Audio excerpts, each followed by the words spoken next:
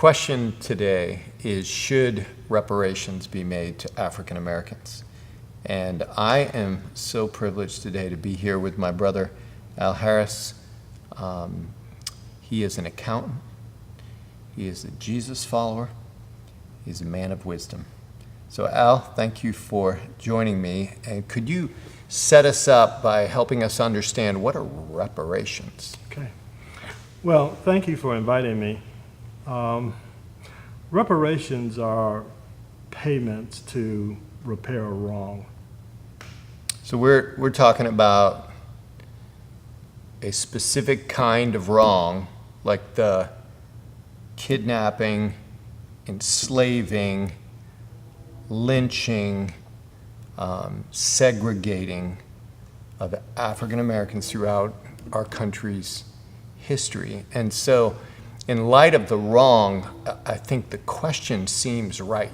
Like the wrong has clearly been there, and the question, how do we make that right? And we're specifically wrestling with that question in light of reparations. So to set us up, I want to tell a story, and it occurred right down the road from here in Abbeville, South Carolina.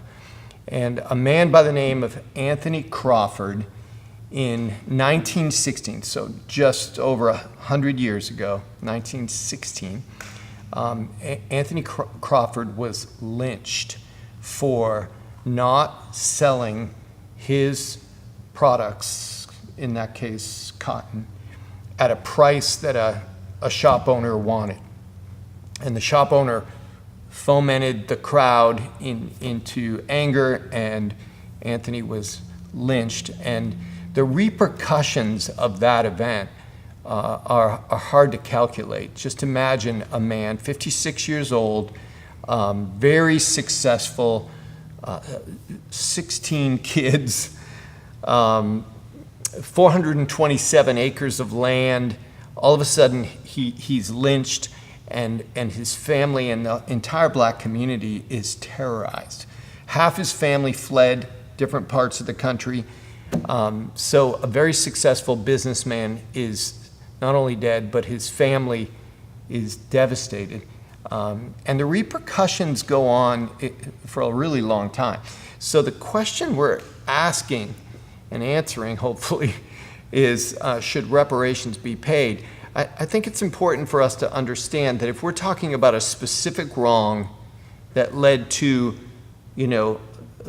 our ability to calculate who did that wrong and who, benefited from that wrong and who was unjustly, like, we would be for that, right? Right. But we don't want to multiply victims. This is the key. At this point in history, we're 7 generations away from slavery. We have to have specific cases and information in order to make a reparations case. So if we can identify a victim and a crime, if you would, then I think it's appropriate to go after it. You should try to go after it. But in general, it's so far removed at this point, it's very difficult to determine who was directly affected by it. And there's another general principle that we have to adhere to, and that is, should we punish the son for the father's sins? Many of the people who were guilty of those crimes are no longer here and haven't been here for a long time, although the effects of what they did have lasted a long time, but they're gone. So in fact, they're dealing with God at this point. So we have to avoid also, I think, in this day and age, blacks in particular have to be careful not to weaponize the shame and guilt that whites might be feeling as a result of slavery, because many whites are devastated by it, would not support it, doesn't support it, and we shouldn't take advantage, blacks shouldn't take advantage of their feelings and use it against them, use it to extract more gifts if you would, than what they should. That's huge. So you're saying that if we try to make something right from the past, whether we're talking about slavery or lynching or even segregation, and can't clearly identify like who was wronged and who committed that wrong, then we end up multiplying victims. Multiple other victims. Yes. Like in trying to make a wrong, we actually produce more wrong. More wrong. Yes. That's huge. So how do you feel like, in light of that, how do you feel like the gospel is an antidote to that? Well, basically, God calls on believers to have a forgiving heart. So for blacks, to hold any hatred or animosity towards whites in general for slavery would be a sin. That would be wrong. So we have to avoid that. We have to suppress those feelings and understand that God calls us to love everybody, even our enemies, although whites are not our enemies these days. In fact, they're working very diligently to try to right that wrong in any way that they can, even to the extent where they're, I think in some cases, we're multiplying victims now with some of the programs that we have in place. So we really have to be careful with how we approach this issue.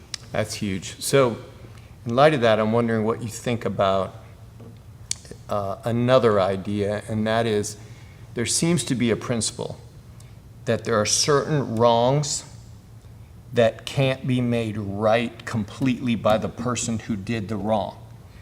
In other words, like, let me give kind of an example.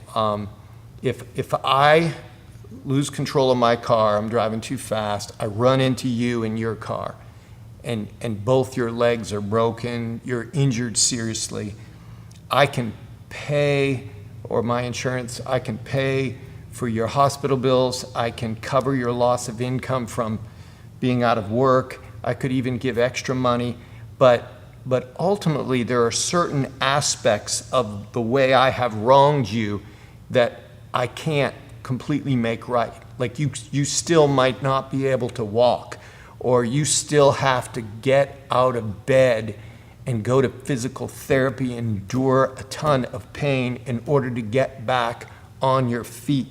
So there are aspects where like money can help, and think of the trillions of dollars our country pays in poverty programs.